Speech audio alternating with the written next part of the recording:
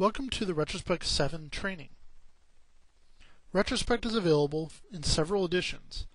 We offer a professional edition, a single server, multi-server, and small business server edition. In addition, we also offer add-ons to Retrospect. Those add-ons include SQL, Exchange, Open File Backup, and Disaster Recovery.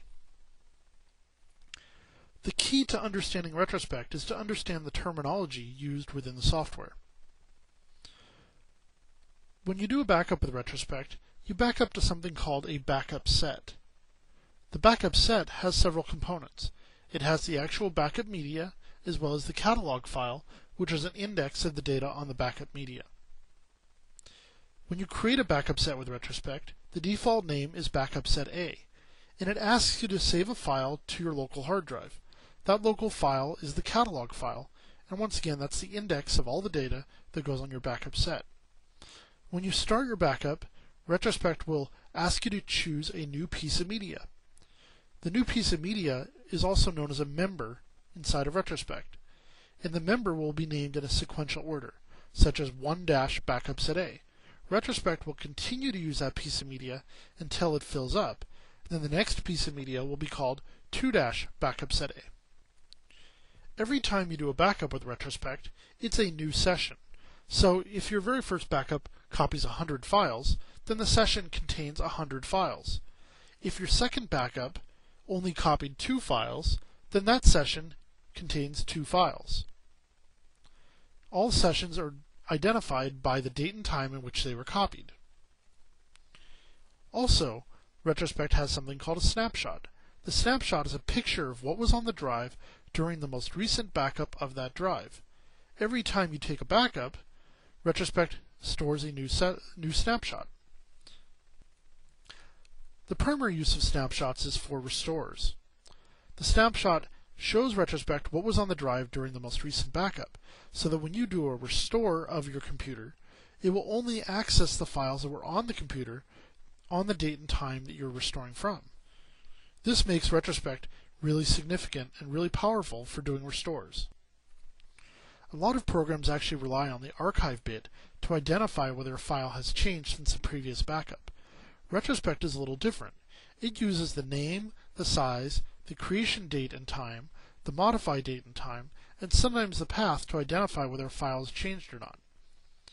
All the information about the files is stored not only in the backup media, but also in the snapshot and in the catalog file, so that when Retrospect restores a machine, it restores exactly what was on the drive during the most recent backup of that drive.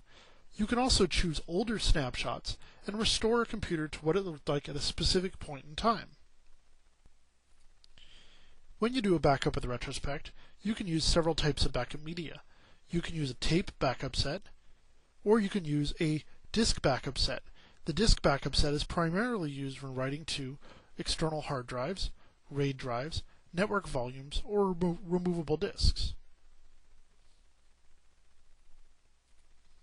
Retrospect also offers the ability to back up to CD or DVD backup sets. We also have an option called a file backup set. The file backup set is also stored or used when doing backups to hard drives. When you do a backup with Retrospect, you have several types of actions available to you. The first is a normal backup. The very first time you do a backup, Retrospect will erase the backup media and do a complete backup of all files on the source to the backup device. The second time you do a normal backup, it copies only the newer changed files since the previous backup using the matching criteria we talked about earlier. The second option is a recycle backup. The recycle backup erases the entire backup and starts all over again as if you've never done a backup before. This allows you to reuse backup media. The next option is new backup set. New backup sets use a new backup set and a new catalog file. The new backup set gets a new name, such as backup set A *001. The second time you do a new backup set, it creates a backup set called backup set A *002, and so on. The second option in this screen is new member. New member backup sets allow you to skip to a blank piece of media even if the prior piece of media is not yet full.